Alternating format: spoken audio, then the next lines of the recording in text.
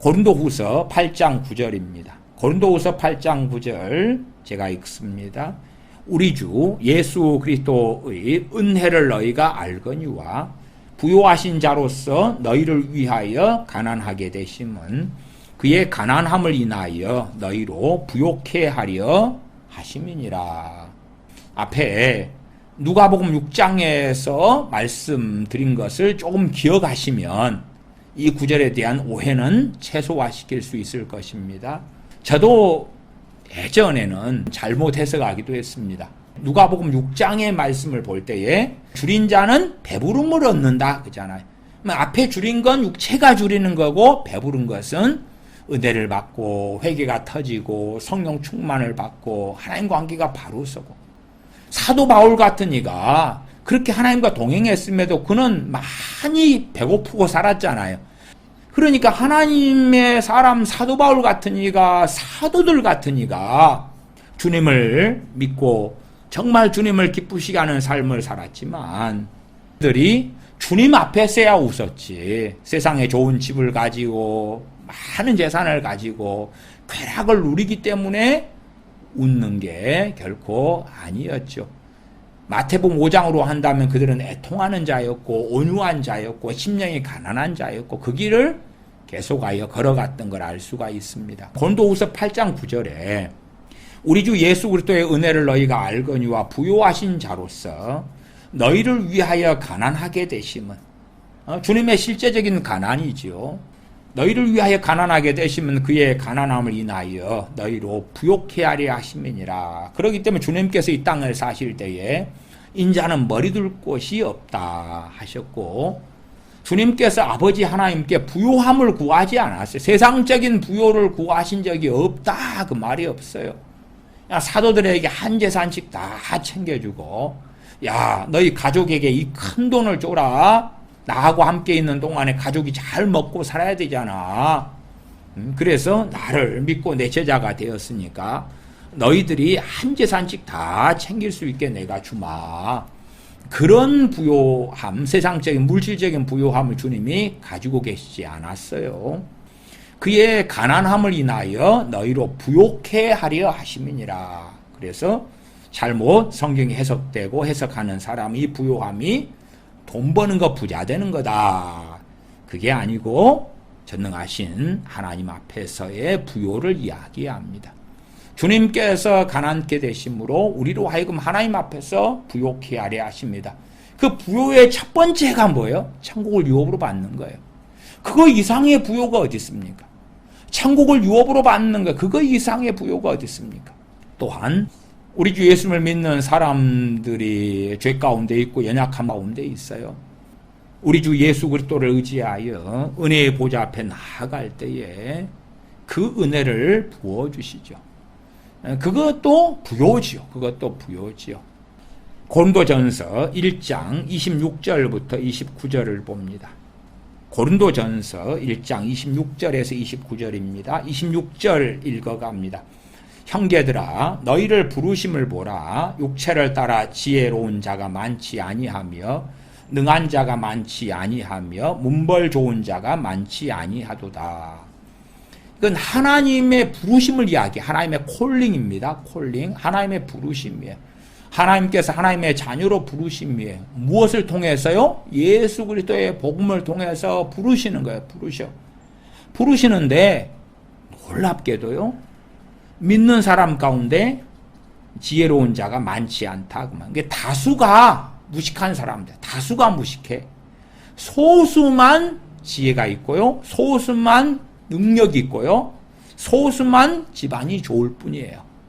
최소한 하나님의 부르심을 통해 볼 때에 누구에게 복이 있습니까? 앞에 했던 누가복음 6장의 말씀과 같이 이어져 가요. 지혜롭지 않은 사람들에게 복음이 더 역사하고 하나님이 그들 가운데 훨씬 더 많은 사람들을 부르시는구나. 훨씬 더 많은 사람들을 부르시는구나. 그러니까 세상에 부유한 사람들 가운데에서는 하나님의 부르심을 받는 사람들이 극히 적구나. 극히 적구나. 하나님, 왜 그래요? 왜 그래요? 너희는 이미 위로를 받았잖아. 그런다 해서 하나님의 부르심에 가난한 사람들이 다 반응하지도 않고 지혜가 없는 자들이 하나님의 부르심 앞에 따르지도 않아요. 우리 주님께서 이 땅에 오셔서 팔레스틴 유대인의 땅에 오셔서 복음을 증거하셨고 당시에 대부분의 사람들이 가난했지만 그러나 어떨 때는 잠깐 복음을 듣고 주님을 따랐다가 어느 때는 이 말씀은 너무 어렵도다. 그리고 주님에게서 떠나버리는 많은 사람들의 이야기도 우리가 복음서에서 발견하기도 합니다.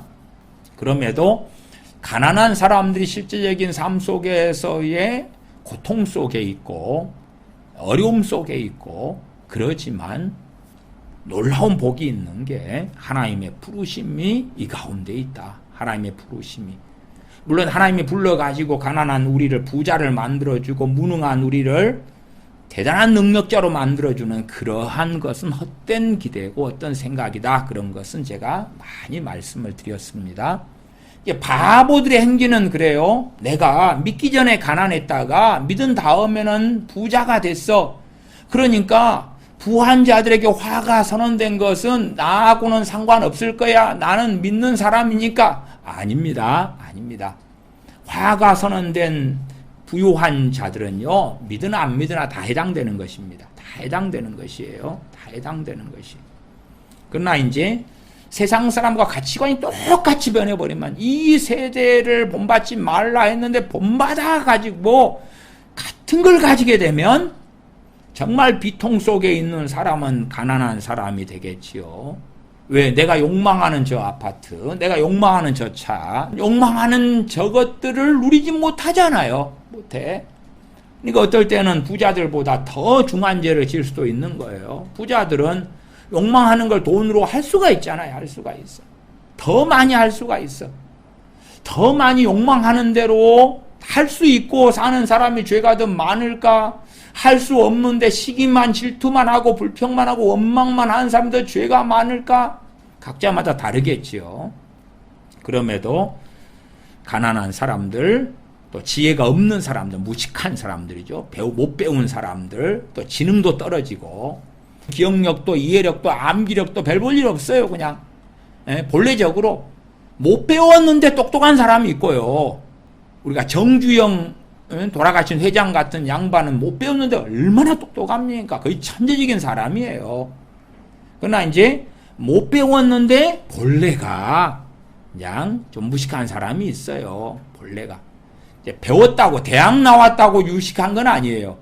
지금 시대에 어느 때 몇 년도에는 대한민국의 80몇 프로가 대학을 가고 그랬어요. 한 82%까지도 대학을 갔습니다. 지금이 한 76%까지, 또 많이 떨어졌을 때는 한 72%도 떨어지고 막 그랬습니다만은, 그래 70 몇 % 떼어가지고 전 세계 나라에서 그래도 대학 많이 가기로는 대한민국 사람들이 굉장히 최상위권에 속해 있고 그렇습니다. 그러나 대학 나온다 해서 본래적인 어떤 그 지능이 떨어지고 무식한 것이 유능함으로 바뀌지는 않습니다. 이게 옛날 부모들은요, 자식 대학만 가면 어떻게 될 것 같은데, 대학 안 가도요, 본래가 지혜로운 사람은 자기 길, 먹고 살 길부터 시작해서 이것저것 다 그냥 잘합니다. 그러나 이제 아무리 많이 배우고 잘 배워도, 그래도 지혜가 없는 사람들은 그 명확한 한계 속에 있어요. 그럼에도 어느 걸 선택할래? 그럴 때 하나님의 부르심이 소수는 지혜로운 자, 능한 자, 문벌 좋은 자를 부르시지만 다수는 지혜 없는 자, 능력이 없는 사람, 능력은 재능 같은 걸 기본으로 포함하는 것입니다. 음악을 한다 그러면 음악적 재능이 없어요. 미술 그럼 미술 재능이 없어요. 체육 그러면 재능이 별로 없어요. 수학 재능이 별로 없어요. 뭐 건축 그러면 상상력도 필요하고 공간 감각도 필요한데 그런 거 없어요. 그게 능력이 없는 거죠. 그런 재능이 있어야지. 이제 운동 재능이 있어야지. 뭐 축구를 하든지 배구를 하든지 야구를 하든지 뭐 하면은 그래 노력하는 것만큼 결실을 재능의 정도만큼 거둘 수 있을 거 아니에요. 아무리 천재적인 재능을 가져도 노력하지 않으면은 뭐 안 되겠습니다만은 그러나 노력을 좀 해보면 재능이 많을수록 결과가 그냥 쑥쑥쑥 나타나요. 쑥쑥 나타나. 그래서 천재적인 사람들은 잘 못 가르쳐요. 왜? 당연히 돼버리니까. 설명 한번 듣고 이해가 돼버려요. 그러니까 설명을 못해. 그래서 그런 말도 있어요. 교사는, 가르치는 직업을 가진 사람은 재능이 없는 노력형을 시켜야 된다. 그런 말도 해요. 왜? 재능이 없어서 한 번 듣고 못 알아먹어요. 두 번 듣고 못 알아먹어서 그러나 노력을 해. 알아먹으려고 일을 써가지고 알아먹었어. 그러니까 설명을 잘해줄 수가 있어요. 근데 서울대 같이 막 이렇게 똑똑한 친구들은 듣고 그냥 너 왜 저거 이해 못해? 그냥 들으면 다 아는 거 아니야? 이해되는 거 아니야? 그러니까 설명을 못 해주는 거예요. 못 해줘. 근데 우리 하나님의 부르신 사람들의 다수는 듣고도 몰라. 이해도 안 돼. 암기도 안 돼. 설명도 안 돼. 그냥 무식해요. 무지하고 무능해요. 무능의 정도도 또 다 급수가 틀리겠지만 26절 다시 봅니다. 형제들아 너희를 부르심을 보라. 육체를 따라 지혜로운 자가 많지 아니하며 능한 자가 많지 아니하며 문벌 좋은 자가 많지 아니하도다. 그러나 하나님께서 세상에 미련한 것들을 택하사 지혜 있는 자들을 부끄럽게 하려 하시고, 그러면 하나님께서 그냥 엄청난 지혜를 주셔가지고 세상에 지혜 있는 자들을, 예수님 믿는 미련한 자들을 통해서 부끄럽게 하려 하시는구나. 그럴 때 이걸 세상에서 생각하시면 안 돼요. 세상에 생각하시면 안 되고 주님의 심판대 앞에서라면 그때 되어서야 이제 세상에 지혜로운 자들이 박사학위를 받고 또한 노벨상을 받고, 이번에 그 한강 씨가 노벨 문학상을 받았잖아요. 그러면 그 사람의 역사관은 매우 잘못됐습니다. 잘못됐어요. 그러니까 그런 사람은요, 미국 군인들이 정말 우리나라 살리려고 어디 있는지도 모르고, 그 한반도 땅, 대한민국 땅이 어디 있는지도 모르고, 미국 병사들 입장에서요, 그 다음에 어느 민족인지도 모르는 땅에 와가지고 3만 명 이상의 그 생떼 같은 목숨을 잃어가면서 정말 이 대한민국 사람들을 사랑하고 섬기고 그렇게 했어요. 그렇게 하는 과정 가운데 어쩌다가 실수도 있고 문제도 있고 잘못도 있고 오류도 존재했어요. 그러나 이제 한강 같은 사람은 미군의 오류에 집중을 해요. 작은 그 오류에 집중해가지고 저 미군 저놈들 아주 거시기하고 이런 식의 글을 써요. 글을 써. 제주 4.3 폭동에 대해서도 막 글을 쓰면서 4.3 폭동을 진압할 때에 그 서북청년단이고 그게 국군에 글이 연결되잖아요. 그러면 그런 것을 정말 그 소위 피해자들, 공산주의로 빠져가지고 거기에 생겨나는데 그런 거에서 역사적인 왜곡과 이런 문제가 굉장히 심각해요. 그러니까 그런 사람들이 세상에 살아갈 때는 내가 노벨 문학상이야 할 줄 몰라도 역사관은 전혀 너무 기괴하고 너무 잘못됐어요. 그것도 굉장히 선동에 능한 책들을 통한 선동에 능한 그런 역사관이, 그런 사람들 자기들 볼 때는 자기들이 지혜로운 거예요. 노벨 문학상 받은 한강치도 얼마나 뿌듯하고 얼마나 지혜롭고, 야 우리나라에 세상에 노벨 문학상이 나오다니요. 국뽕에 빠지는 대한민국 사람들 얼마나 많겠냐 그 말이. 그러나 그 실상이 주님 앞에 섰을 때는 얼마나 부끄러운지. 그러한 세상적인 역사관이나 이해, 그런 것보다 더 부끄럽고 수치스러운 것, 영원한 부끄러움을 가져올 것은 세상에 지혜 없는 저자가 무식하니까 예수님을 믿었다고 생각했는데 정말로 저 사람이 선택한 길은 지혜 중에 영원한 지혜의 길을 선택했고, 나는 세상에 박사학위를 가지고 노벨 문학상, 화학상, 노벨 물리학상, 노벨 의학상을 받고 세계적으로 존경받는 인물이 되었는데, 그러나 나는 정말 영원한 부끄러움을 입게 되었구나. 이러한 27절 같은 말씀은 세상사적인 관점에서 세상에서 일어난다고 생각하고 기대하는 사람들이 많아요. 주로 신사도들이 이렇게 부추기는 거예요. 거짓말하고 잘못된 해석을 하는 거예요. 성경의 해석을. 그래서 너희들 가난하잖아요. 무식하잖아요. 예수님 믿으면요. 세상에 아인슈타인 같은 사람보다 똑똑하게 될 거예요. 솔로몬 같은 지혜를 줄 거예요. 여러분의 자식들도 가난한 집에 태어나가지고 힘들잖아요. 예수님만 여러분의 자식이 믿으면, 아니면 여러분의 자식을 위해 중보기도 하면 세상에 지혜 있는 자들 부끄럽게 만들 정도로 하나님께 들어 쓰실 거예요. 그런 망상적인 거짓말을 할 때 사람들은 홀딱 홀려서 넘어가고 미혹됩니다만은 이 세상에서는 안 그래요. 그냥 세상의 미움을 받고 약한 자들, 그래서 정말 역사적으로 오랫동안 예수님 믿는 사람들은 무식한 자들이 예수님 믿는다. 아니, 가난하고 돈 없으니까 예수님 믿지. 그런 모욕도 오랫동안 받아왔어요. 그래서 세상 유능하고 똑똑한 사람들의 다수는 주님을 안 믿습니다. 과학자들, 의사들, 똑똑한 사람들, 정말 많은 사람들 주님을 안 믿어요. 왜? 자기가 똑똑하고 유능하니까. 그래서 자기의 잘못된 판단을 가지고 그 유명세와 권세를 가지고 주님을 회방하고 복음을 비방하고 비난하고, 유튜브 같은 데도 똑똑하고 잘난 사람들의 그런 악의적인 자료들도 많이 있어요. 왜? 자기가 유명한 사람이고 유능한 사람이니까 자기 지혜로 주님을 판단하고 자기 지혜로 복음을 판단하고 자기 지혜로 성경을 판단하는 거예요. 얼마나 어리석고 어리석습니까? 이러한 27절이 이루어지는 것은 주님의 심판대 앞에서 이루어지고, 그 다음에 천국에 가는 하나님의 자녀들은 천국에서 내가 옳았구나, 진실로 내가 하나님의 큰 은혜를 받은 사람이구나. 지옥에 떨어진 사람들은 지옥에 가서 내가 참으로 지혜 없고 미련한 자구나, 영원토록 고통받으면서 깨우치고 또 깨우치겠죠. 그럼에도 돌이킬 기회는 전혀 없겠지만 하나님께서 세상에 미련한 것들을 택하사 지혜 있는 자들을 부끄럽게 하려 하시고, 어디에서 그렇습니까? 주님 앞에 섰을 때에 그리 됩니다.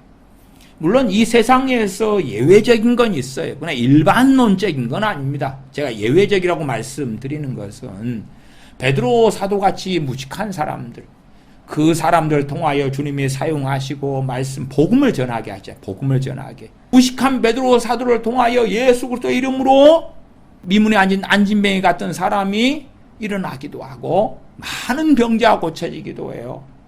그러니까 그런 것들을 통해서 지혜 있는 자들이 부끄럽게 되긴 하겠지만, 그러나 상당히 세상에 지혜 있는 권력자들은 베드로 사도를 핍박했고 심지어는 죽였다는 사실이죠. 그렇기 때문에 이 세상에서 단편적으로 조금 볼 때 어떨 때는 그럴 수 있어요. 그럴 수 있어.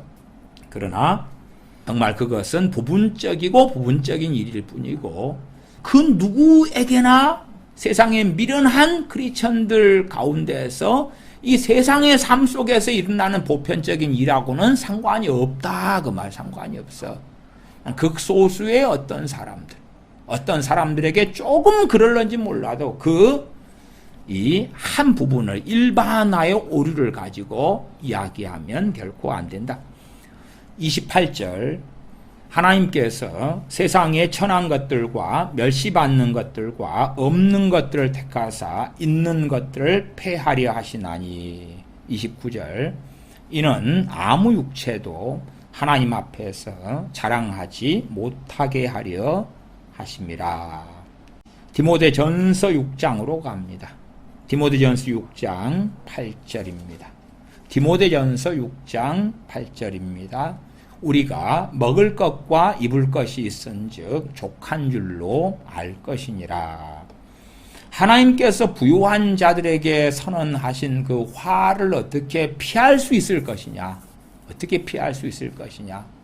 아브라함 같은 하나님의 사람이 겁으로 살았지만, 이삭 같은 이가 겁으로 살았지만 그 화를 어찌 피했는가? 그 비결 중에 하나입니다. 디모데전서 6장 8절에 우리가 먹을 것과 입을 것이 있은즉 족한 줄로 알 것이니라. 그러면 예를 들어 부유한 사람이 한 10가지를 누린다고 합시다. 10가지 중에 첫 번째가 먹을 것과 입을 것이라고 합시다. 먹을 것과 입을 것. 그 다음에 이제 8가지가 부유하니까 그냥 먹을 거 입을 것 말고 세 번째가 의식 주니까 집. 그 다음에 이제 요즘으로 한다면 차도 있고 명품 백도 있을 수 있고 뭐가 많이 있겠죠? 그러면은 먹을 것 입을 것 말고 다른 것에는 족한 줄로 알고 집착하지 않는 거예요. 연연하지 않는 거예요. 10가지를 내가 누리고 있다. 여기는 2가지만 딱 있으니까요. 10가지 가운데 3가지가 사라졌어. 근데 그것 때문에 내가 답답해, 힘들어. 왜 기존에 내가 누리던 것, 핸드폰이 여기에 들어가 있어요? 안 들어가 있어요? 안 들어가 있어요. 인터넷이 들어가 있어요? 안 들어가 있어요? 안 들어가 있네. 자동차가 있어요? 없어요? 없어. 그것이 사라졌을 때 내가 불평할까? 원망할까? 그렇게 하나님께서 하나님의 자녀를 염단하실 때에, 때때로 달아보실 때에 우리의 뱃속을 우리가 확인해보고 정돈하는 기회들로 삼아야 돼요. 자동차가 있다가 없어졌어. 사라졌어. 저 편리한 자동차가 있었는데 없는데 저 자동차를 새로 장만할 돈도 없어. 그렇다고 합시다. 그럼 거기에서 막 하나님 자동차 주세요 한다면 그렇게 기도를 못 한다는 이야기는 아니지만, 과연 정말 그 자동차가 영업에 절대적이기 때문에 구하는 건가? 아니면 지하철 타고 다녀도 충분한데, 가능한데, 그러나 저 자동차를 너무 좋아하고 사랑하는 욕망 속에 잡혀서 구하고 찾는 건가? 그렇다면 그 사람은 부유한 자로 판명이 나서 화 가운데 살다가 끊임없이 주님이냐 세상이냐 주님이냐 세상이냐 엎치락뒤치락 가다가, 그러다가 비극적이다면 세상을 선택하고 멸망으로 가는 넓은 길로 가고야 마는, 그리고 비극적인 종국을 맞이하는 사람이 될 수 있을 거라. 우리가 자족하는 걸, 만족하는 걸 배우느냐 못 배우느냐, 어디에서 하나님께서 말씀하시는 만족의 기준이 있느냐 할 때에 디모데전서 6장 8절에 먹을 것과 입을 것 그리고 끝. 먹을 것과 입을 것 그리고 끝이에요. 끝. 이 입을 것 안에가 신발은요. 신발은 지금 신발같이 좋은 신발이 나왔던 때가 어디 얼마나 있습니까? 또 값싸게 고급하고 비싼 것도 많긴 합니다만은, 그러나 또 좋은 품질의 것을 싸게 살 수 있는 시대 아닙니까?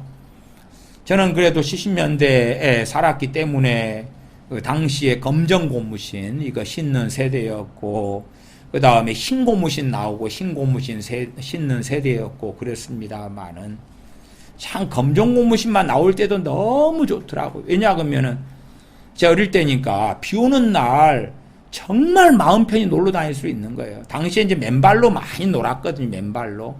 맨발로 많이 놀았습니다만은, 고무신 나오니까 이게 비 와도 막 신고 다녀도 진짜 아무렇지도 않아요. 또 고무신 신고 다니는데 과거에는 돌뿌리가 많이 있어서 포장이 안 돼가지고 돌을 밟아도 발이 아프지를 않은 거예요. 얼마나 좋아요. 야, 이게 이 고무신이 떨어지지도 않고 너무 좋아. 히브리서 13장 5절로 갑니다. 히브리서 13장 5절. 돈을 사랑하지 말고 있는 바를 족한 줄로 알라.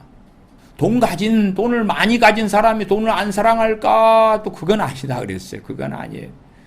돈이 없는 가난한 사람에게 복이 임하여 있는데, 그러나 세상의 가치관, 이 세상의 사람들이 가진 것 같은 동일한 열망을 가진다면 자기가 바라는 것만큼 현실에 사는 것이 격차가 많으면 많을수록 서럽고 힘들고 고통스럽겠지요. 돈을 사랑하게 되겠죠. 사랑하는데 사랑하는 그 돈이 내게 오지를 않아. 얼마나 힘들겠어요. 사랑하고 갈구하는데 그 돈이 내가 싫다네. 그 사랑하고 갈구하는 그 많은 돈을 얻을 만한 재능도 나한테 없어. 재능이 없어.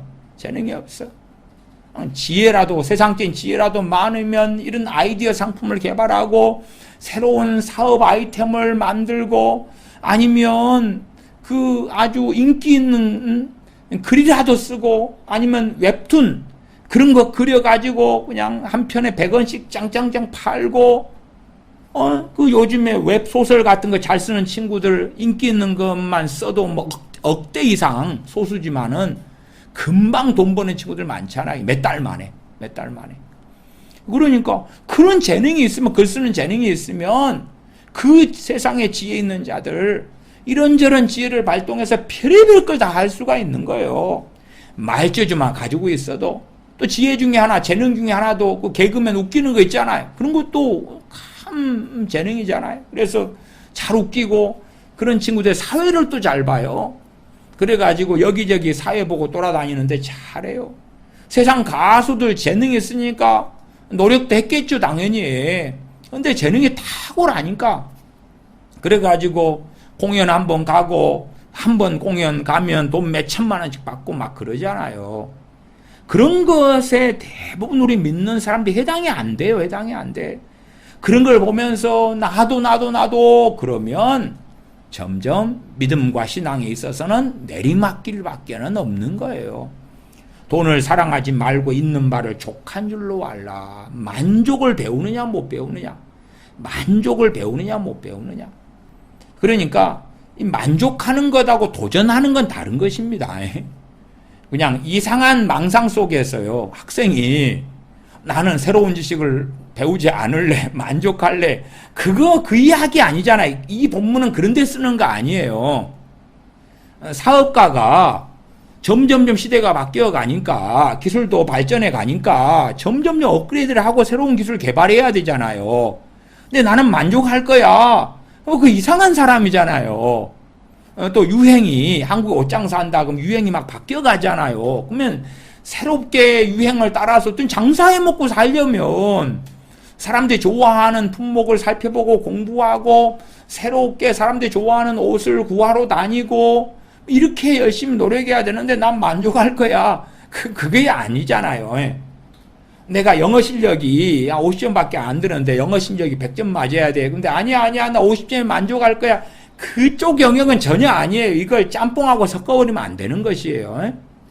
있는 바를 족한 줄로 알라. 그가 친히 말씀하시기를 내가 결코 너희를 버리지 아니하고 너희를 떠나지 아니하리라 하셨느니라. 하나님께서 버리지 않고 떠나지 아니하신다. 이 믿음 말씀을 붙잡고 하나님께서 버리지 않고 떠나지 아니하리라 하시는 것이 세상에서 떵떵거리고 잘 먹고 잘 살도록 해주시는 건 아니다. 우리가 고린도 후서 등에서 사도 바울이 어떠한 삶을 살아왔는지 우리에게 본을 보여주었을 때에 하나님께서는 사도 바울과 함께 하셨고 떠나지 아니하셨다. 그럼에도 많은 고난 중에 있었다는 것을 우리는 확연히 압니다. 누가복음 3장 14절입니다. 군인들 또 물어 이르되 우리는 무엇을 하리까 하매, 이 군인들이 누구에게 묻냐 그러면 세례 요한, 선지자 세례 요한에게 묻는 것입니다. 우리는 무엇을 하리까 하며 이르되 사람에게서 강탈하지 말며 거짓으로 고발하지 말고 받는 급료를 족한 줄로 알라 하니라.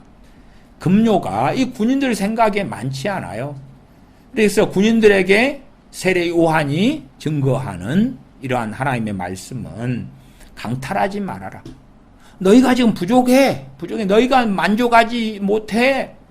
그렇다 해서 강탈하지 말고 너 그 권력을 이용해서 거짓으로 고발하지 말고 받는 급료를 족한 줄로 알아라. 물론 상당히 많은 군인들은요, 급료가 적어서 만족하지 못했어요. 파라과이의 경찰들 같은 경우는 정말 급료가 낮고 적습니다. 그래서 여기에 만족하지 못하는 많은 경찰들이요, 부정불법을 많이 하거든요. 적은 월급을 가지고 만족하지 못하는 이들이 있어요. 그러나 이제 하나님의 사람으로 살려면 그 적은 군인이 받는 적은 월급, 또 파라과이로 한다면 경찰이 받는 적은 월급에 만족해라. 디모데전서 6장 10절이에요. 돈을 사랑함이 일만 악의 뿌리가 되나니 이것을 탐내는 자들은 미혹을 받아 믿음에서 떠나 많은 근심으로써 자기를 찔렀도다. 그러면 누가복음 6장에서 가난한 자들은 복이 있나니 하나님의 나라가 저희 것이며 했지만, 그러나 가난한 사람들이 돈을 사랑한다? 돈을 사랑한다? 돈을 사랑하지 않는 가난한 사람이어야 되겠지요. 그럴 때만이 유효하게 그 복이 임하여 있는 상태가 되겠지요. 복이 임하여 있어. 복음에 대하여 열린 귀를 가지게 되겠지요. 하나님의 복이 임하여 있으니까. 그러나 가난해. 돈을 사랑해. 그러면 그 복을 잃어버리는 거야. 잃어버려. 주님께서 선언하신 누가복음 6장에 가난한 자들에게 선언된 복을 잃어버릴 수밖에 없는 거예요. 돈을 사랑함이 일만 악의 뿌리가 되나니, 1만 가지 악이 거기에서 나온다. 이것을 탐내는 자들이 뭘 탐내요? 돈을. 돈. 대한민국 사람들, 특별히 전 세계 사람들 가운데 더 그런 경향을 가지고 있죠. 이것을 탐내는 자들은 미혹을 받아 믿음에서 떠나. 예수님 믿는 사람도 돈 그럴 때에 미혹을 받게 되고 믿음에서 떠나게 되는 거예요. 안 믿는 사람들은 주님께 올 수가 없지요. 이미 가난하든 부자든. 그래서 가난한 사람들이 돈 그럴 때 무서운 거예요.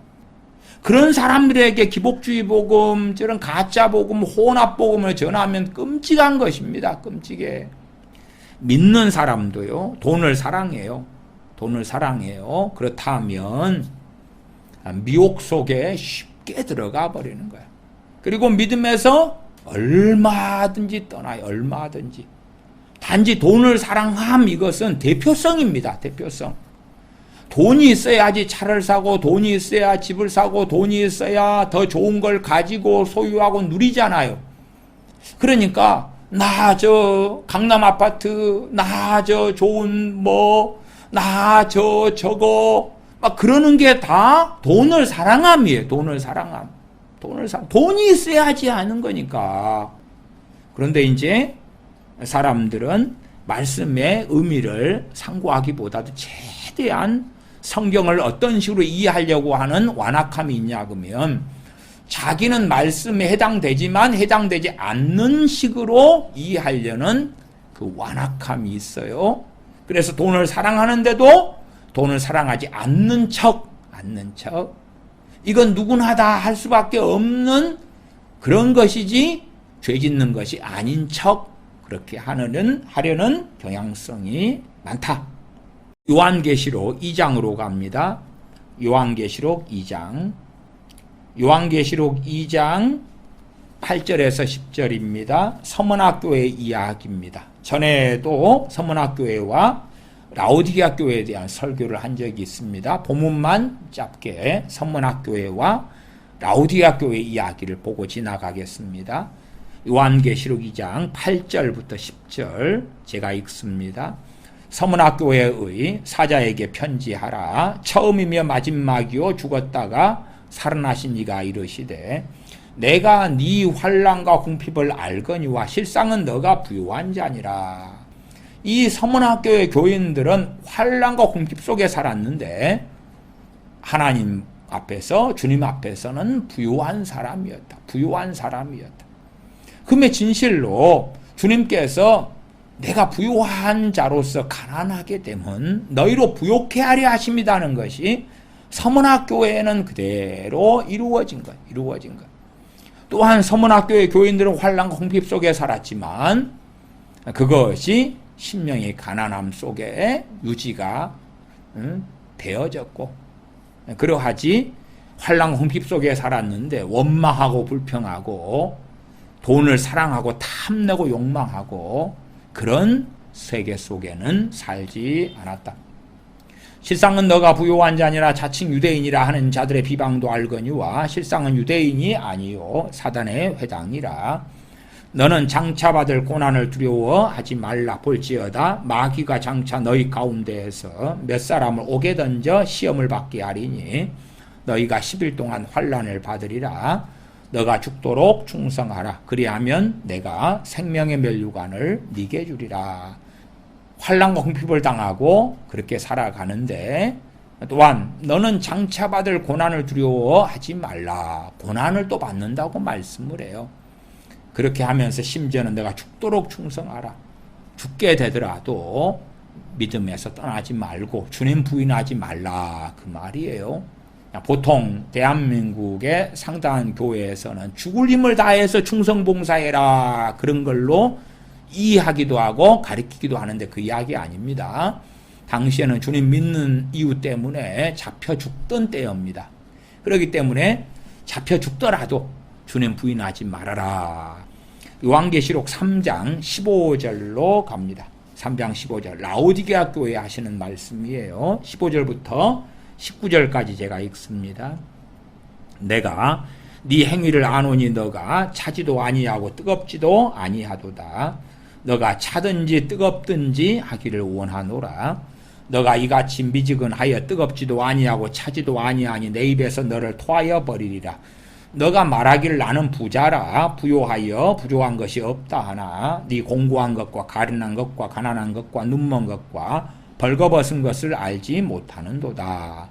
내가 너를 권하노니 내게서 불로 연단한 금을 사서 부요하게 하고 흰옷을 사서 입어 벌거벗은 수치를 보이지 않게 하고 안약을 사서 눈에 발라 보게 하라. 물은 내가 사랑하는 자를 책망하여 징계하노니 그러므로 너가 열심을 내라 회개하라. 이 라오디게아 교회 교인들은 부자니까 부요하여 부족한 것이 없다. 물론 당시 시대적 관점이겠지요. 그 부요함 속에 있어요. 그러니까 눈에 보이는 세상 속에 몰두해 가지고 사는데 부족함이 없는데 하나님에 대한 열심과 열정을 낼 이유가 별로 없는 거예요. 왜? 먹고 싶은 것, 가지고 싶은 것, 소유하고 싶은 것, 그런 것을 누리고 사니까 얼마나 나름대로 행복하겠냐 그 말이에요.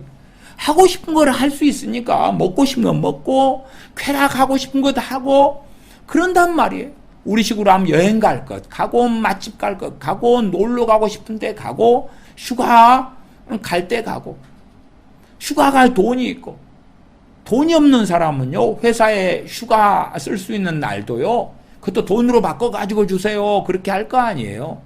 그러나 돈이 차고 넘치는데 뭐 하려고 휴가를 안 찾아 먹냐 그 말이에요.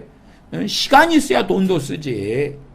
라오디게아 교인들은 이 땅에서 먹고 사는 것에 넉넉하니까 하나님 앞에 열심을 낼 필요도 없었던 거예요. 그러니까 미지근한 거예요. 미지근해. 이 세상에서 먹고 싶은 것도 많고 가지고 싶은 것도 많고 세상의 욕망이 그득하면 하나님 앞에 열심을 안 내게 되는 거죠. 19절만 보면 내가 무릇 사랑하는 자를 책망하여 징계하노니 그러므로 너가 열심을 내라 회개하라. 누구에 대한 열심을 내라는 이야기입니까? 하나님에 대한 열심을 내라. 하나님에 대한 열심을 내라 그 말이. 하나님 앞에서의 갈급함, 하나님 앞에서의 더 의롭게 말씀대로 살고 싶은 그러한 몸부림, 그러한 열심들은 없는 것이죠. 그래서 요한계시 2장의 서문학교회와 3장의 라오디게아 교회를 비교했어요. 한 교회는 가난한 교회고 궁핍한 교회고 환난만 받았던 교회고 한 교회는 부요하여 부족한 것이 없는데 그래서 이 복과 저주의 또 다른 예제가 되기도 할 것이다. 마태복음 19장으로 갑니다. 우리가 잘 아는 말씀이 있습니다. 마태복음 19장 20절부터 28절입니다. 부자 청년 관원에 대한 이야기가 나와 있습니다. 마태복음 19장 20절부터 28절입니다. 주님께서 말씀하신 명백한 이야기로서는 23절을 미리 보겠습니다. 예수님께서 제자들에게 이르시되 내가 진실로 너희에게 이르노니 부자는 천국에 들어가기가 어려우니라. 부자에게 기본적으로 있는 재앙이다 그 말, 화다 그 말이 화. 세상에서는 부자는 승승가도로 달려요. 부자는 하고 싶은 것, 가지고 싶은 것, 누리고 싶은 것, 부자들은 어지간하면 할 수가 있어요. 가난한 사람들은 흙수저로서 많은 것이 아우토반 고속도로가 아니라 우둘투둘하고 비포장길이고 그런 거지요. 험난한 산을 올라야 되는 거고 그런 것이죠.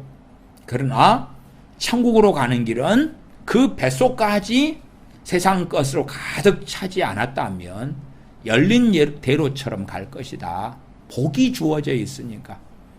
그러나 부자는 천국에 들어가기가 어렵다. 이 주님의 선언에서 출발해야 돼요. 부자가 천국 가는 것이 낙타가 바늘귀로 들어가는 것보다 어렵다는 그 아래 24절 말씀, 그리고 제자들이 누가 구원을 얻으리까 할 때 주님께서 26절에 하나님으로서는 다 하실 수 있느니라. 사람으로서는 할 수 없으나 하나님으로서는 다 하실 수 있느니라. 심지어 낙타가 바늘귀로 들어가는 그런 것도 하나님 하실 수 있다. 이걸 기적이라 그러는 기적. 기적은 보편적으로 일어나는 게 아니에요. 그래서 주님께서 23절에 말씀하시는 게 기준이 돼야 된다. 내가 진실로 너희에게 이르노니 부자는 천국에 들어가기가 어려우니라. 나는 부자인데 크리스천인데요. 부자 기준을 어떻게 잡아야 될까요? 그건 성경에 나와 있지 않아요. 이게 최소한의 상식만 가지고 생각해야 되죠. 그 다음에 그 상식이 잘못됐을 수도 있어요.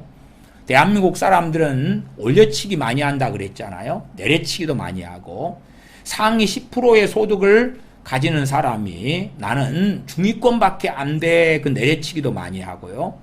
아니면은 여자들 같은 경우 외모가 평균밖에 안 되는데 이뻐, 상위권 외모야, 올려치기도 많이 하고 자기 편의상 그렇게 많이 하니까, 그럼에도 이제 객관적인 상당한 상식을 가지고 있는 사람은 부자의 기준이 어느 정도다라는 그런 인식까지는 하지 않을까 싶어요. 또 시대마다 틀리기도 하고, 그런 자세한 것은 성경에는 전혀 없습니다. 누가 부자냐, 재산이 얼마가 부자냐, 1900년도에는 얼마가 부자냐, 2000년도에는 얼마가 부자냐, 2010년은 얼마가 부자냐, 2023년에는 얼마가 부자냐, 그런 것은 없다. 그런 건 없어요.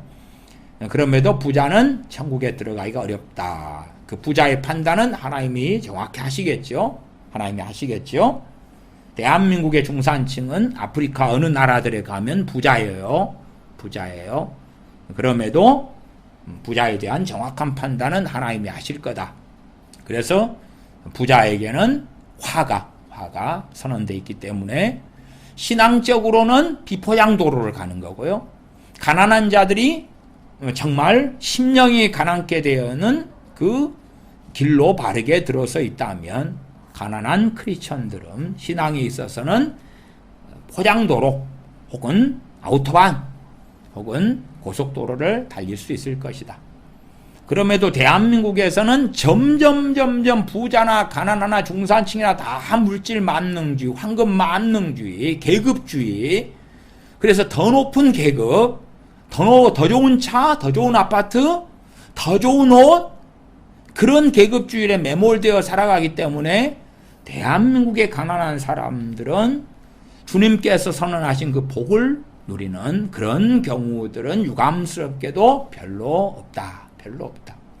우리들 자녀들 가운데서도 가난한 집에 태어나가지고 가난한 자녀들, 그 자녀들, 내 자녀니까 크리스천 자녀들인데 뱃속이 세상의 걸로 꽉 차 있는 경우가 많아요. 왜? 어릴 때부터 세상 학교에서 세상 걸 듣고 배우고, 그 다음에 인터넷 등을 통하여, 핸드폰 등을 통하여 세상 가치관이 그득하게 드라마, 영화 다 들어와 있어서 실질적으로 가난한 집의 자식이고 그 크리스천 가정에서 태어났는데 오히려 원망이 많고 불평이 많고, 그래서 주어진 복이 다 사라져버리는, 가난한 자들에게 주어진 복이 사라져버리는 그 비극을 보는 것은 어려운 일이 아니다.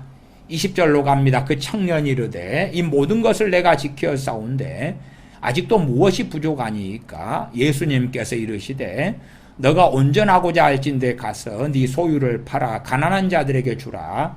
그리하면 하늘에서 보화가 네게 있으리라. 그리고 와서 나를 따르라 하시니 그 청년이 재물이 많으므로 이 말씀을 듣고 근심하며 가니라. 이러한 말씀은 참 어려운 말씀입니다. 그런데 우리가 명심해야 될 건 뭐냐 그러면, 이 부자 청년의 경우는 그 재물을 다 팔아서 가난한 자들에게 주어버리지 않고서야 구원받을 길이 없다는 거예요. 우리 식의 복음은 뭐예요? 이 부자 청년보다 더 많은 부자들에게 예수님 믿으세요. 그러면 구원받습니다. 그러잖아요. 당연히 그것이 복음은 맞는데 그러면 주님께서는 왜 그렇게 안 하셨냐 그 말이. 주님 자신이 구주이시고 주님께서는 우리보다 억만 배 이상 이 부자 청년을 더 사랑하시는데 이 청년에게 구원받는 예수님 믿고 자 평안히 가라 너 구원받았다 괜찮아 그 정도에서 구원받게 해주실 수 있다면 이 부자 청년에게 소위 우리가 볼 때는 얼토당토한 요구를 하신 거예요. 물론 내 소유를 나한테 다 가져온나 그렇게 말씀하신 건 아니에요. 주님께 올 때는 빈몸으로 주님께 뭘 가져오라고 안 하셨어요. 내 소유를 팔아서 가난한 자들에게 주라. 그리하면 하늘에서 보화가 내게 있으리라. 그리고 와서 나를 따르라. 주님께서 와서 나를 따르라. 다 그냥 줘버리고 난 다음에 주님 따를 때 이제 주님께서 먹고 계시는 걸 먹고 주님과 함께 노숙하고 얻어먹고 다니고 이렇게 살면서 어느 때 주님의 제자로 이제 이거저 가르치신 다음에 보내실 거 아니에요? 보내실 거 아니에요? 그렇게 주님의 사도들처럼 그런 길을 걸어갔겠지요. 근데 이 부자 청년은 22절에 그 청년이 재물이 많음으로 이 말씀을 듣고 근심하며 가니라. 왜 더 쉬운 구원의 방법을 이야기하지 않으셨을까? 단지 내가 구원자다. 나 믿으면 구원받아. 그리고 이제 선행도 베풀고 재산 많으니까 구제도 좀 하고 살아. 그런 건 너가 또 좀 해오고 살았지. 그것보다 좀 더 한 배 더 하면 될 것 같아. 그 정도로 이 청년이 받아들일 정도만 이야기하면 될 거 아니에요. 우리가 정확히 알고 있는 예수 그리스도의 복음. 나로 말미암지 않고는 아무도 아버지께로 올 자가 없다. 주님께서 길이요 진리의 생명이시다. 그런 이야기 좀 해주시고 주님 믿으면 되잖아요. 믿으면 돼. 그러지 이 부자 청년에게는 정말 말도 안 되는 것 같은 요구를 하신 거예요. 근데 이 부자 청년이 돈을 사랑하는 그 청년이기 때문에 그 돈을 정리하지 않고선 답이 없었던 거예요. 그러니 주님께서 구원 얻는 길을 정확히 말씀하신 거지 이상한 이야기를 하신 것은 아니다. 이까지는 우리가 이해하셔야 돼요. 그러면서 이제 보편적으로 정말 부자들에게 벌어지는 그러한 실상에 대한 주님의 말씀이 23절이었다 그 말이에요. 23절 예수님께서 제자들에게 이르시되 내가 진실로 너희에게 이르노니 부자는 천국에 들어가기가 어려우니라. 이게 사람들이 상상하지 못하는 고난이 이거예요. 제가 앞에 누가복음 6장에서 말씀드렸잖아요. 이 부자들이 겪는 고난. 그러나 부자들은 그 고난을 볼 수가 없는 거예요. 왜? 부자들의 대부분이 하나님 앞에 살기를 원하지 않으니까. 그러나 부자들 가운데 하나님 앞에 살기를 원하면 고통을 받을 수밖에 없는 거예요. 말씀대로 살고 싶은데 뜨거워지지가 않는 거예요. 열심을 내는 게 너무 어려운 거예요. 왜? 자족하고 만족해. 그러니까 먹을 것과 입을 것이 있은지 족한 줄로 알아라 할 때 그 족함하고 또 틀립니다. 또 틀려. 그 라오디게아 교인들 같은 경우는 만족했잖아요. 왜냐하면 요한계시록 3장 17절에 나는 부자라 부요하여 부족한 것이 없다. 부족한 것이 없으니까 만족하지. 그러니까 거기에서 가지는 만족하고는 전혀 종자가 다른 거예요. 다른 거. 마치 그냥 너 좀 열심히 좀 공부 좀 해. 그 성격 가지고 되겠어. 근데 아니 난 내 성격에 만족해요. 네 성격 얼마인데 얘 200명 가운데 199등요. 나는 만족한다는데 엄마가 무슨 상관이야? 그 정말 말이 안 되는 거잖아요. 그런 것처럼 부자여서 하고 싶은 거 하고 먹고 싶은 거 먹고 가지고 싶은 거 가지고 놀고 싶은 거 논다는데 만족하는데 나는 그러니까 하나님에 대한 열심을 내지 않는 것이죠. 그러면 부자로 살아가면서의 고통은 정말 깨어있는 신앙생활이 어려운 거예요. 주님과 동행하는 것이 상대적으로 그만큼 어려운 거예요. 가난한 사람들이 이제 말씀을 기반으로 하고 살아가려 할 때에 그 길은 쉬운 거예요. 왜? 복이 주어져 있으니까. 천국으로 가는 길이 쫙 포장도로처럼 열려 있는 거고, 부자들은 천국으로 가는 그 길이 이 비포장도로처럼 구원받아 거듭났는데 남은 인생이 길잖아요. 20년, 30년, 50년, 70년을 살아야 되는 거예요. 거기에서 돈을 사랑하고 그리고 미혹을 받아 믿음에서 떠나 많은 근심으로 자기를 찌르는 그 길이 도처에 기다리고 있는 거예요. 주님을 배반하고 부인하고 상실하는 그 길이 도처에 기다리고 있는 거예요. 물론 가난한 사람들이 세상의 부요를 원하고 세상의 것에 욕망을 가질 때에도 동일한 그 주님을 떠나고 부인하는 길이 파노라마처럼 열려있기도 할 것이에요. 27절로 가면 이에 베드로가 대답하여 이르되 보소서 우리가 모든 것을 버리고 주를 따라 싸운데 그런즉 우리가 무엇을 얻으리이까. 모든 것을 버리고 주님을 따랐습니다. 그러니까 진실로 이제 가난한 자의 삶 속에 들어왔지요. 28절 예수님께서 이르시되 내가 진실로 너희에게 이르노니 세상이 새롭게 되어 인자가 자기 영광의 보좌에 앉을 때에 나를 따르는 너희도 12보좌에 앉아 이스라엘 12지파를 심판하리라. 세상이 새롭게 되었을 때에 12보좌에 앉아서 이스라엘 12지파를 심판하리라. 그러한 놀라운 권세와 영광을 주님께서는 약속하시는 것을 보지요. 물론 주님의 제자 사도 가운데 가룟 유다는 그 길을 떠나고야 말았죠. 그래서 그 자리에 마띠아가 들어와서 그 영광의 자리에 서게 되는 것도 우리가 알게 되어집니다. 히브리서 11장입니다. 히브리서 11장 8절부터 10절까지 먼저 봅니다. 아브라함은 부자였어요. 부자. 이 아브라함이 어떻게 살았는가 하는 것이 히브리서 11장에 나와 있습니다. 아브라함의 믿음의 삶, 믿음의 여정은 어찌 되었는가. 8절입니다.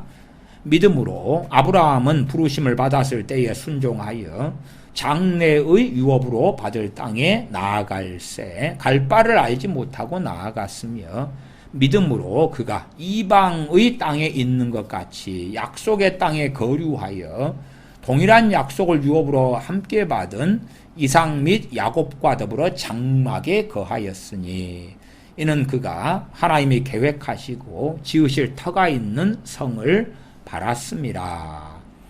이삭 및 야곱과 더불어 장막, 텐트, 천막에 거하였다. 하나님께서 약속의 땅으로 아브라함을 부르셨는데 9절에 그가 이방의 땅에 있는 것 같이 약속의 땅에 거주했다 그 말이에요. 하나님 약속의 땅에 불러주셨으니까 거기에서 마을을 만들고 도시를 만들고 거기에서 자손 마음대로 퍼뜨리면 될 거 아니에요. 하나님 약속하신 땅에 왔으니까. 근데 그 약속의 땅에서 이방 땅에서 사는 것 같은 그러한 삶을 살았다 그 말이에요. 왜? 약속의 땅이지만 그 땅이 영원한 땅이 아니니까. 영원한 땅, 거기에서 자리 잡고 거기에서 집을 짓고 거기에서 마을을 만들고 도시를 만들고 국가를 만들고 그러한 길을 아브라함은 걷지 않았습니까? 그래서 동일한 약속이 뭐예요? 자손에 대한 약속이 있고 그 약속의 땅, 이스라엘 땅, 팔레스틴 땅에 대한 약속이 있고 그 약속을 동일하게 아브라함만이 아니라 이삭과 야곱도 받았는데 다 텐트 생활했다고 말이에요. 고의적으로. 텐트 생활을 할 그러한 가난 속에 있었기 때문에 그랬느냐 할 때 안 그랬다고 말이에요. 고의적으로 텐트 생활, 유목민 생활을 선택하고 살았다고 말이에요. 왜? 약속의 땅인데 정말 이방의 땅에 있는 것처럼 살았다. 10절 이는 그가 하나님이 계획하시고 지으실 터가 있는 성을 바랐습니다. 이 10절의 부분에서는 공동번역이나 새번역 성경의 번역은 저는 매우 싫어합니다. 거기 번역에서는 이 성을 도시라고 번역을 해요. 도시라고. 그래서 마치 잘못 듣고 잘못 보면요. 그러면은 이 예루살렘 성 같은 그 도시, 팔레스틴 땅 안에 있는 그 아름답게 하나님께서 앞으로 만들어질 도시 때문에 천막 생활을 했다는 뉘앙스가 꽤 들어가게 돼요. 그러나 문맥을 볼 때에 이 성은 요한계시록에 있는 예루살렘 성이다, 이런 것을 알 수가 있어요. 13절부터 16절까지 보면 그 문맥은 명확해집니다. 13절로 갑니다. 이 사람들은 다 믿음을 따라 죽었으며 약속을 받지 못하였으되 그것들을 멀리서 보고 환영하며 또 땅에서는 외국인과 나그네임을 증언하였으니 그들이 이같이 말하는 것은 자기들이 본향 찾는 자임을 나타냅니다. 아브라함 같은 거부는 나그네 생활을 했다. 참 우리하고는 많이 다르죠. 그런다고 해서 우리가 뭐 월세 생활을 다 하시고 사셔야 된다, 그런 이야기는 안 합니다. 월세가 비싸면 이게 배보다 배꼽이 커지기도 할 거잖아요. 그러니까 그런 건 답은 없는데, 아브라함이나 이삭이나 야곱 같은 이들은 거부였는데, 부자였는데, 그들이 선택한 것은 유목민 생활을 선택했다. 그래서 하늘의 기후에 의존하고 땅의 물에 의존하고 이런 생활, 그렇게 해서 평안하게 있는 집에 있으면 집에다가 여러 가지 설치하고 많은 걸 누릴 수 있잖아요. 또 사람들 어울려 살아가니까 원하는 식자재도 쉽게 사고 물건도 사고 구입하고 할 수 있잖아요. 근데 그런 것을 누리지 않는 그런 세상, 그런 자리 속에서 살아가는 걸 선택했다, 그 말이에요. 그것은 14절에 그들이 이같이 말하는 것은 자기들이 본향 찾는 자임을 나타냅니다. 본향, 영원한 본향, 천국을 찾고 구하고 사모하고 그걸 바라보고 사는 사람들. 15절, 그들이 나온 바 본향을 생각하였더라면 돌아갈 기회가 있었으려니와. 아브라함이나 사라가 고향에 그 고향이다면 아이고 언제 다시 가보지, 우리가 간혹 어디에서 살더라도 옛날 고향을 한 번씩 들려보기도 하잖아요. 그런 기회들은 얼마든지 있었다 그 말인데, 그 본향 때문에, 그 육신적인 그 본향, 갈대아 우르 같은 그 본향을 아브라함이나 사라나 이렇게 찾고 산 사람이 아니야. 그 본향 아니야. 그 본향 아니야. 16절, 그들이 이제는 더 나은 본향을 사모하니 곧 하늘에 있는 것이라. 이러므로 하나님이 그들의 하나님이라 일컬음 받으심을 부끄러워하지 아니하시고 그들을 향하여 한 성을 예비하셨느냐. 예루살렘 성, 땅에 있는 예루살렘 성 같은 게 아니란 말이에요. 하늘에 있는 예루살렘 성, 하늘에 있는 것. 요한계시록에 나오는 그 새 예루살렘 성을 이야기하죠.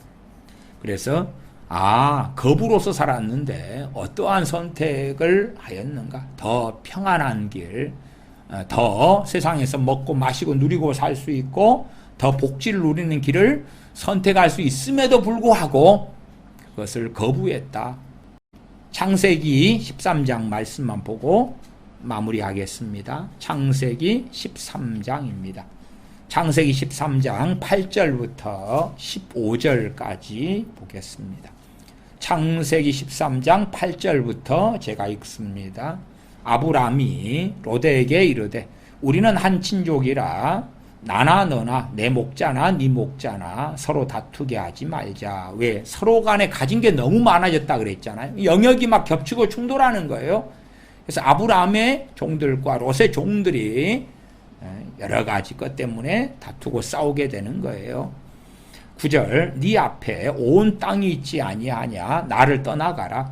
네가 좌하면 내가 우하고 네가 우하면 나는 좌하리라. 먼저 선택해라. 조카의 롯에게 이야기하지요. 너 보기에 좋은 땅을 선택해라. 그러면 내가 나머지 쪽으로 할게. 우리가 이제 함께 어울려 가지고 이렇게 사는데 너무 우리가 재산이 많고 가진 게 많고 종도 많고 양떼들이 많으니까 먹일 물의 문제도 생기고 풀의 문제도 생기고 다 이해관계가 생기니까 일단 떨어지자 이제. 왜? 너무 서로 간에 거부가 되니까. 그래서 너가 좌쪽으로 가면 왼쪽으로 가면 내가 오른쪽으로 가고 내가 오른쪽 땅을 선택하면 내가 왼쪽 땅을 선택할게. 10절에 이에 롯이 눈을 들어 요단 지역을 바라본즉 소알까지 온 땅에 물이 넉넉하니, 물이 넉넉해요. 양 먹이고 키우고 사는 데는 물이 얼마나 중요합니까? 지금같이 수도가 되는 시대가 아니니까 물이 넉넉해요. 넉넉하니 여호와께서 소돔과 고모라를 멸하시기 전이었으므로 여호와의 동상 같고 애굽 땅과 같았더라. 물이 넉넉하니까 얼마나 물이 많아서 잘 되는 거예요. 뭐든지 잘 되는 거예요. 풍요로운 거예요. 그러므로가 이어져요. 11절이요. 롯이 요단 온 땅을 택하고 동으로 옮기니 그들이 서로 떠난지라. 그러니까 풍요로운 데를 선택하는 거예요. 풍요로운 데를. 그것이 이제 겉보기에는 너무 잘 선택한 건데, 예, 이 롯의 악수가 되는 거예요. 악수가. 제가 어떤 사람들은 이제 이민을 이야기해요.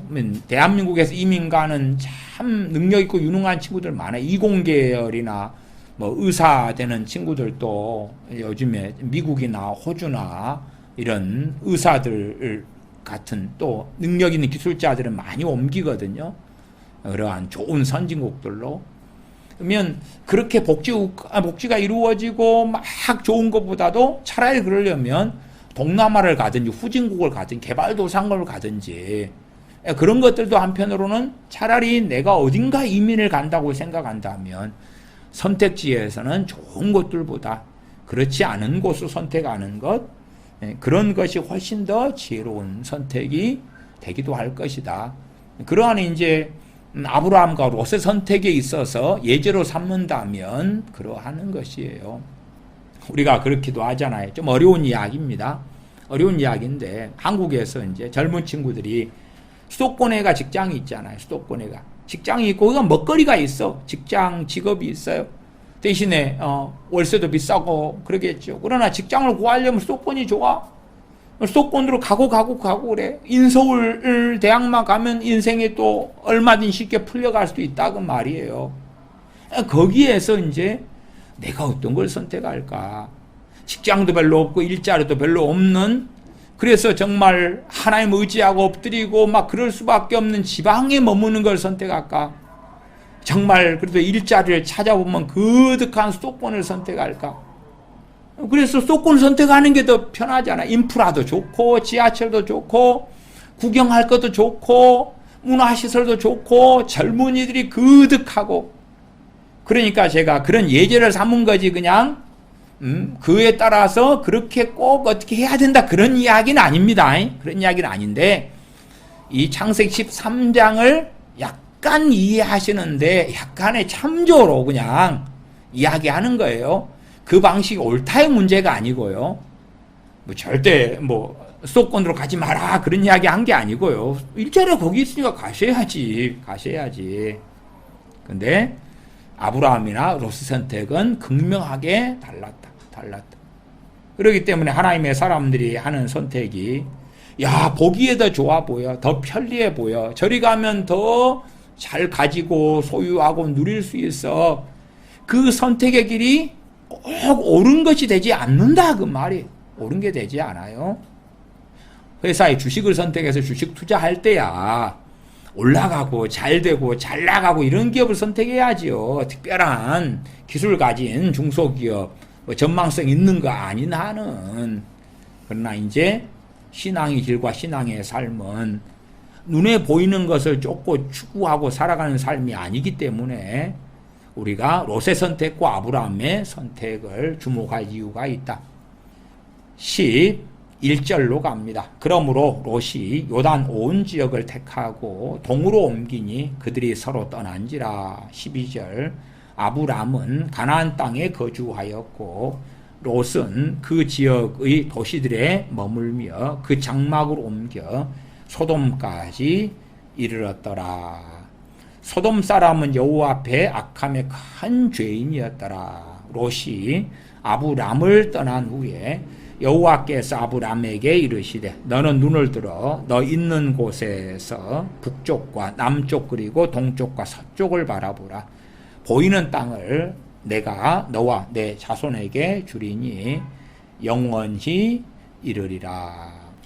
아브라함은 계속하여 장막 생활, 텐트 생활을 선택했고, 롯은 이제 12절 다시 보면 그 지역의 도시들에 머물며, 어디에 머물렀다? 그 도시들에 머물며. 장막 생활은 누가 하냐 그러면 종들이 해요. 종들이 중심으로 하고, 도시 밖에서 짐승을 키워야 되잖아요. 롯은 도시 안에 머물러요. 편리가 있고 더 좋고. 그렇게 해서 하다가 그 장막으로 옮겨서 소돔까지 이르렀어요. 그러니까 소돔 안에서 이제 롯은 거기서 사는 거예요. 거기 살면서 이제 양떼는 어떻게 기르고 어떻게 됐는지까지는 성경이 나오지 않으니까 모릅니다만은 최소한 도시들 중심에 롯이 살고, 그 다음에 소돔 도시, 소돔 땅까지 들어가서 살아가요. 더 좋은 것, 더 편리한 것. 그러니까 롯의 아내가 소금기둥이 됐을 때에 왜 소돔에 있는 걸 돌아보았어요. 소돔 집에 자기가 누리고 가지고 소유하던 거기 다 두고 왔잖아요. 돌아볼 수밖에 없는 거예요. 하나님이 돌아보지 말아 해도 돌아보는 거예요. 그것처럼 더 좋은 것, 더 좋은 것. 야, 여기에 교육 인프라가 좋아. 여기에가 직장 직업의 인프라가 좋아. 사회시설의 복지 인프라가 좋아. 그리 옮겼다가, 그러다가 유감스럽게도 비극 속에 들어가는 거예요. 내 눈에 보기 좋은 걸 선택하는 건데, 아브라함 같은 경우는 그 선택을 하지 않지요. 기도하겠습니다. 아버지 하나님, 저희들의 눈에 보이는 걸 쫓아가는 어리석은 사람들이 쉬되어집니다. 진실로 먹을 것과 입을 것이 있은지 족한 줄로 아는 가운데서 전능하신 아버지 하나님 앞에 엎드리고 우리의 신앙생활을 위하여 주님과의 관계 가운데 주님을 닮아감, 하나님을 아는 지식을 얻기 위하여 선택을 하고 결정을 하고 움직이고, 그런 가운데 주님 앞에 거하여 살아서 세상의 부요가 너무나 세상에서 삶에서는 중하고 좋지만, 그러나 세상의 부요한 자의 삶의 길이 아니라 진실로 부요하든지 가난하든지 간에 전능하신 아버지 하나님과 거하는 것이 가장 복된 줄인 줄 알아서 그 복된 길을 선택하고 걷는 길 가운데 주님을 쫓아 살아나가는 복된 자녀들이 되게 하여 주시옵소서. 우리 주 예수님의 이름으로 기도하옵나이다. 아멘.